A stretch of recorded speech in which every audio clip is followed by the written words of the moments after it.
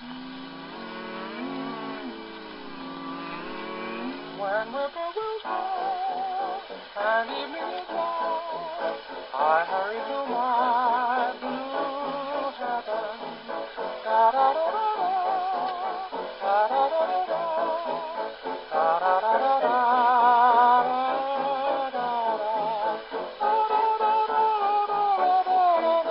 Hello everyone, it's Mealie and welcome back to Klein Tuin Zoo, my historical South African zoo. And yeah, today's going to be a bit of a short episode, not too much to show off, but I'm going away for a little bit, so I figured I'll just show you guys what I've made so far, some stuff I've made before I leave, and then when I come back I'll continue progress along the zoo. But anyway, we're back here at the entrance because the lovely Drak has made some vintage cars for me. So yeah, he's given me this car he said he put together real quickly. It's a little rough around the back. I could probably fix that a little later, but it's still a really cool design he's come up with here. It's motivated me in the future. I might tackle vintage cars again because I tried in the past and yeah, it didn't come out too right. But nah, I want to try again. So yeah, he's given me this black one and I've recolored it. So we have a white one over here and yeah, another maroon one. And it's cool because now we have something to fill up the parking lots in the streets. But anyway, yeah, let's move on to the entrance of the zoo, and as you'll notice when we go to the entrance, this exhibit here is empty. So yeah, flamingos and some geese used to be in here and they have moved. As you can see, it's empty now, overgrown, long grass, more bushes. The pond is filled with soil and algae and moss and all that. So yeah, exhibit's empty. And on this side, like I said last episode, I was gonna start constructing something here. So next episode, whatever I'm building here should be done. Yeah, for now there's a big wall of green stopping people from seeing what's being constructed there. And anyway, before we go and see the sable and the springbuck that used to be there, I have something new to show you in these aviaries. So I don't know if you remember before, I had some makeshift arch-shaped storks, which looked a bit like this hornbill. You know, it's okay, but it's not very detailed. But yeah, I took the storks and gave them the gutter piece treatment. So now, yeah, we have some way better storks in game. And this is like I mentioned, I think last Klein Tuin Zoo episode, I was gonna make a stork pack, and I finally got around to it. So these are yellow-billed storks. They replaced the white stork that was in this exhibit. But on the sign it does say wood stork because back in the past, these yellow-billed stork used to be called wood stork, which is a bit confusing because nowadays wood storks are a completely different species of stork. So yeah, fun with taxonomy. And over here we still have the woolly neck stork, but yeah, they are smaller, so much more reasonably sized and a bit more detailed in there. So yeah, the stork pack will be in the description in case you want any of these storks. I did make all species of storks, so you can go and add them to your zoo if you don't mind having arch-shaped or gutter piece birds. And as we move along this way, I have something new to show you in these cages. So the same person that made these porcupines, I forgot their name, Laborsomething, yeah, I went and checked, sorry, but they made these amazing porcupines I put in here, and now they've released these cool little raccoons, so I had to come and put it in our raccoon exhibit here. So yeah, now we have some more animals in these implied exhibits. And yeah, link for these raccoons will be in the description because these are really well made. All the stuff that comes out of Laborsomething's workshop is really good, so definitely go check out their workshop. But anyway, now we're gonna move on to some new stuff. So if we move past our wolf exhibit over here, you can see some new things in the background. So first of all, we have our new flamingo cage.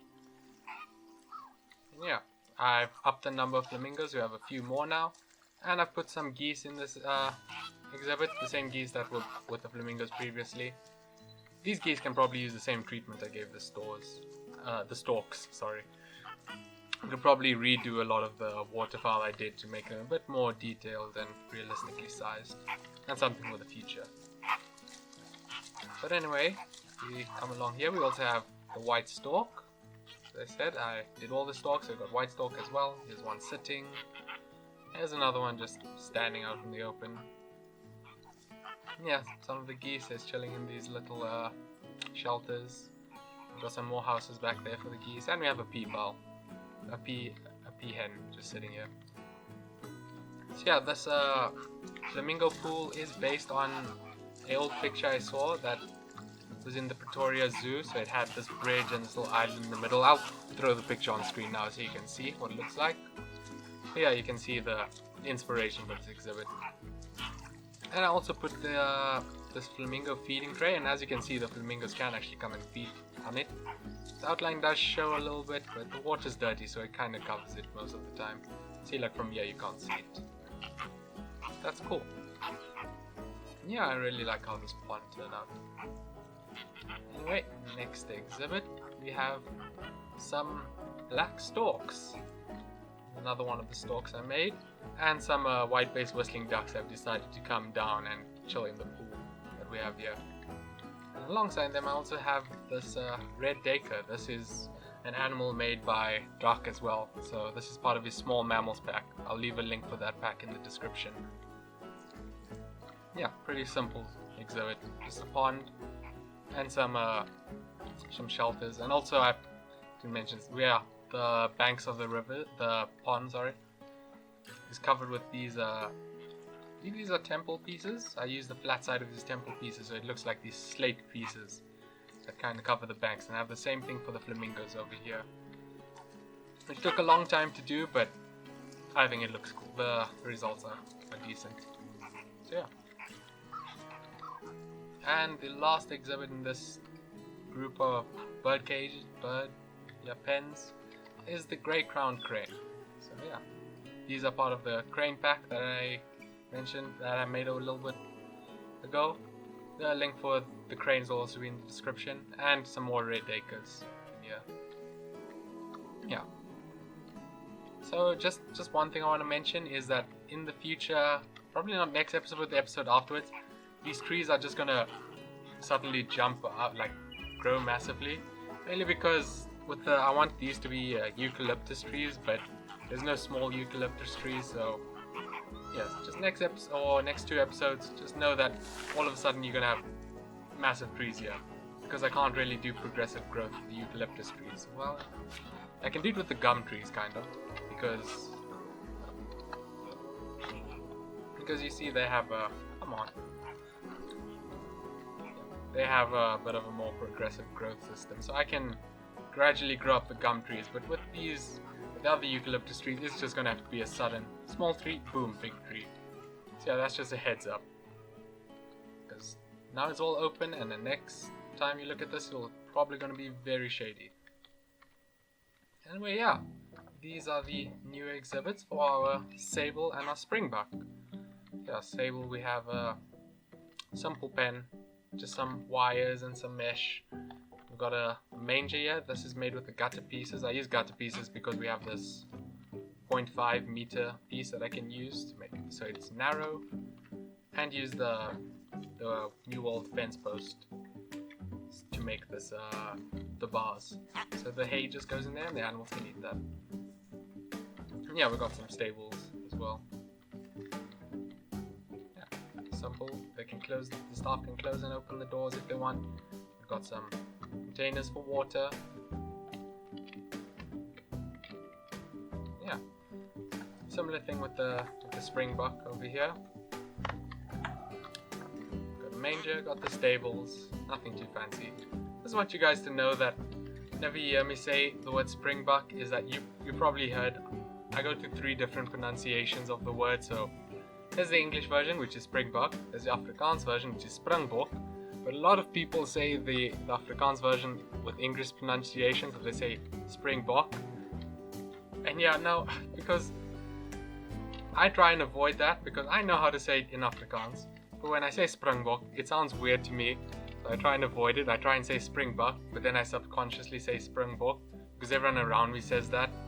or springbok. Jeez, I'm doing it again. Yeah, so just know that every time I try and say the names of these animals, there's an internal struggle going on. And yeah, my pronunciation of this word, it's a bit all over the place.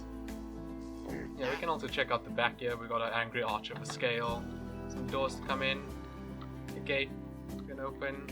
Yeah, just a hay storage here. Yeah, oh yeah, I forgot to mention, just walled off this section at the back here so people can't go. And in future episodes I will fill out this part here. It won't just be grassy, but that's something for later episodes. And last but not least, we have our giraffes. So yeah, we also got quite a simple exhibit, just fence, and yeah.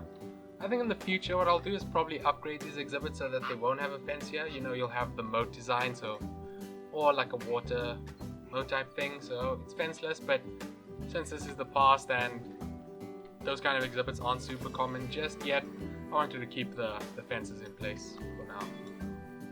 And here we have a feeder. This is based on the picture I saw. So you just have this thing with stilts, and I assume they put food in there. And we have a little water bath over here, and of course the big giraffe stable.